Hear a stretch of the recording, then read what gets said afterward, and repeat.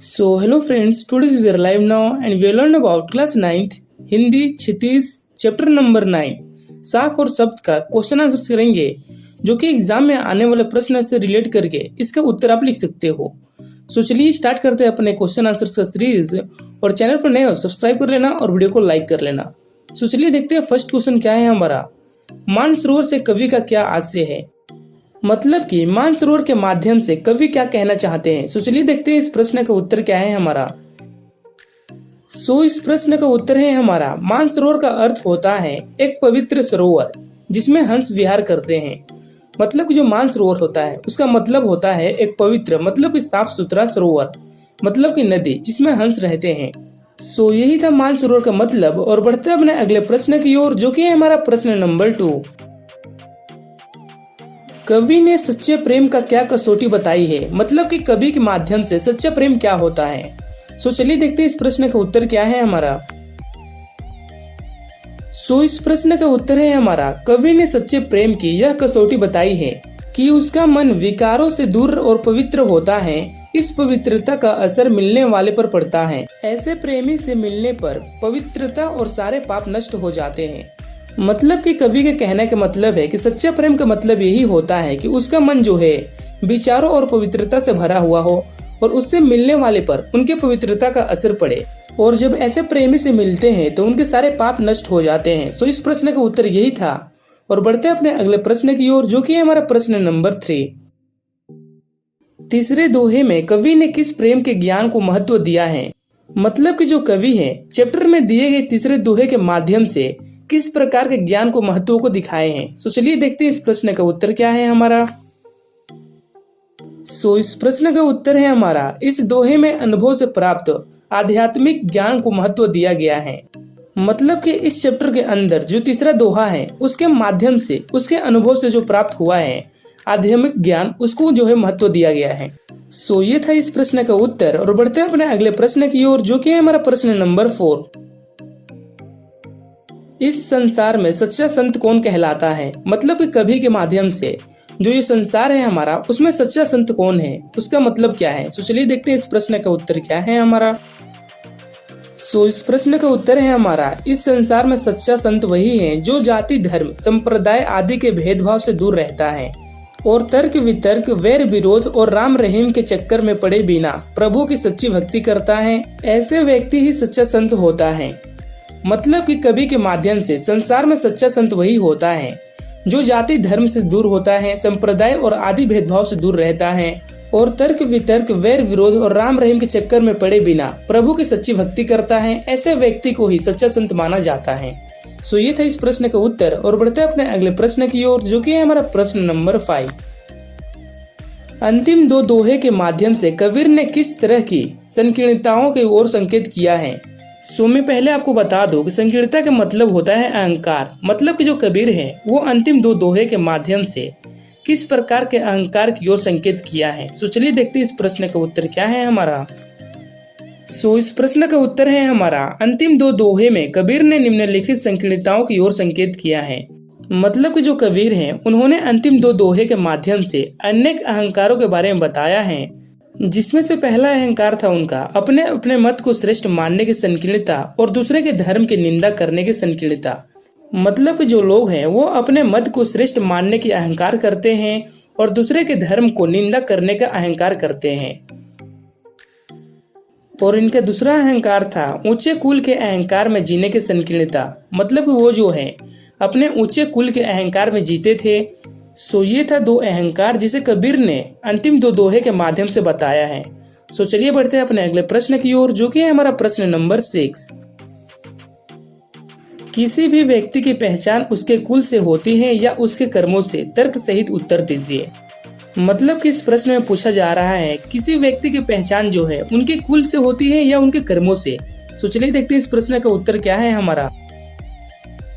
इस प्रश्न का उत्तर है हमारा किसी व्यक्ति की पहचान उसके कर्म से होता है, कुल से नहीं। कोई व्यक्ति यदि ऊंचे कुल में जन्म लेकर बुरे कर्म करता है तो वह निंदनीय होता है। इसके विपरीत यदि साधारण परिवार में जन्म लेकर कोई व्यक्ति यदि अच्छे कर्म करता है तो वो समाज में आदरणीय बन जाता है। मतलब कि किसी भी व्यक्ति की जो है पहचान उसके कर्म से होती है, ना कि कुल से। क्योंकि अगर कोई व्यक्ति ऊंचे कुल से जन्म लेता है और वो अगर बुरा काम करता है, गंदा काम करता है, तो उससे उसकी निंदा होगी, मतलब कि उससे लोग नफरत करेंगे। और अगर वहीं किसी साधारण परिवार में जन्म लेने वाले व्यक्ति अगर अच्छे कर्म करता है तो उसे समाज में लोग आदर देंगे, मतलब कि सम्मान देंगे और उसके बातों को समझेंगे भी। सो ये था इस प्रश्न का उत्तर। और बढ़ते हैं अपने अगले प्रश्न की ओर, जो कि हमारा प्रश्न नंबर 7। काव्य सौंदर्य स्पष्ट कीजिए। मतलब कि इसमें कुछ काव्य दिए हैं जिसको स्पष्ट करना है, मतलब कि उसका मतलब बताना है। सो हमारा पहला काव्य है, हस्ती चढ़ी ज्ञान को सहज दुर्लीचा डारी, स्वान रूप संसार है भयंकन दे झक मारी। सो इस प्रश्न का उत्तर है हमारा, इसमें कवि ने एक सशक्त चित्र उपस्थित किया है। सहज साधारण मस्ती से हाथी पर चढ़े हुए जा रहे हैं और संसार भर के कुत्ते भौंक भौंक कर शांत हो रहे हैं, परंतु वो हाथी का कुछ बिगाड़ नहीं पा रहे हैं। यह चित्र निंदकों पर व्यंग है और साधारणों के लिए प्रेरणा। मतलब कि इस काव्य में कवि ने एक चित्र उपस्थित किया है जिसमें मस्ती में हाथी चली जा रहे हैं और पूरे संसार के जो कुत्ते हैं उन पर भौंक रहे हैं और शांत हो रहे हैं, लेकिन हाथी का कुछ बिगाड़ नहीं पा रहे हैं। जिससे पता चलता है कि पूरे संसार में एक कामयाब लोग से निंदा, मतलब कि नफरत करने वाले बहुत लोग होते हैं, लेकिन उसका कुछ बिगाड़ नहीं पाते हैं। सो चलिए इस प्रश्न का उत्तर हमारे यहीं पर फिनिश होता है और बढ़ते हैं अपने अगले प्रश्न की ओर, जो कि है हमारा प्रश्न नंबर 8। मनुष्य ईश्वर को कहाँ कहाँ ढूंढते फिरते हैं। मतलब कि कवि बोलना चाह रहा है कि जो मनुष्य है वो ईश्वर को कहाँ कहाँ पर ढूंढते हैं। सो चलिए देखते हैं इस प्रश्न का उत्तर क्या है हमारा। हमारे इस प्रश्न का उत्तर है, मनुष्य अपने धर्म संप्रदाय और सोच विचार के अनुसार ईश्वर को मंदिर, मस्जिद, काबा, कैलाश जैसे पूजन स्थल पर धार्मिक स्थानों पर खोजते हैं और योग साधना करते हैं, यहाँ तक कि सन्यासी बैरागी बन जाते हैं। मतलब कि जो मनुष्य है वो ईश्वर को अपने विचार और संप्रदाय के हिसाब से मंदिर, मस्जिद, काबा, कैलाश जैसे पूजा स्थल और धार्मिक स्थानों पर खोजते हैं और योग साधना करते हैं, यहाँ तक कि सन्यासी बैरागी बन जाते हैं। मतलब कि जो मनुष्य हैं वो अपने धर्म संप्रदाय और सोच के अनुसार ईश्वर को जो है मंदिर, मस्जिद, काबा, कैलाश जैसे पूजा स्थल और धार्मिक स्थानों पर खोजते हैं और यहाँ तक कि योग साधना भी करते हैं और सन्यासी बैरागी भी बन जाते हैं। इस प्रकार मनुष्य जो है ईश्वर को ढूंढते हैं। चलिए बढ़ते हैं अपने अगले प्रश्न की ओर, जो कि है हमारा प्रश्न नंबर 9। कबीर ने ईश्वर प्राप्ति के लिए किन प्रचलित विश्वासों का खनन किया है। मतलब कि जो कबीर है वो भगवान को प्राप्त करने के लिए कौन कौन से विश्वास जो है ऐसे जिसको खनन किया है, मतलब कि तोड़ा है। चलिए देखते हैं इस प्रश्न का उत्तर क्या है हमारा। हमारे इस प्रश्न का उत्तर है, उनके अनुसार ईश्वर न मंदिर में है, न मस्जिद में, न कबा में है, न कैलाश आदि तीर्थ यात्री में।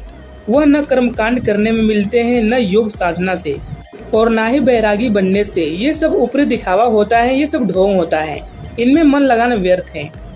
मतलब कि कबीर जी का मानना है कि ईश्वर जो है मंदिर में नहीं होते, ना ही मस्जिद में होते हैं, न ही काबा में होते हैं, न ही कैलाश में होते हैं या तीर्थ यात्रा में, ये सब में नहीं होते हैं। ये सब जो है ऊपरी दिखावा होता है, ढोंग होता है, इसमें मन लगाना व्यर्थ होता है, क्योंकि भगवान और ईश्वर की प्राप्ति के लिए दिल में जगह होनी चाहिए। चलिए बढ़ते हैं अपने अगले प्रश्न की ओर, जो कि हमारा प्रश्न नंबर 10।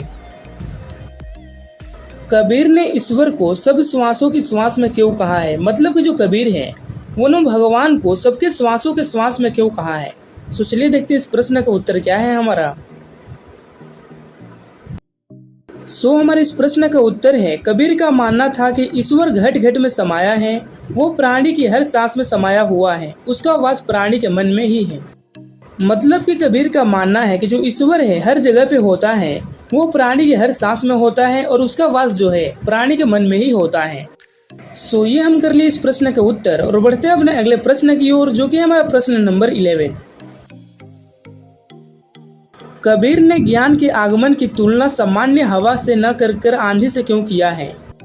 मतलब कि जो कबीर जी है उन्होंने ज्ञान मतलब कि नॉलेज का आगमन मतलब कि आना सामान्य हवा से न करके आंधी से किया है, ऐसा क्यों। चलिए देखते हैं इस प्रश्न का उत्तर क्या है हमारा।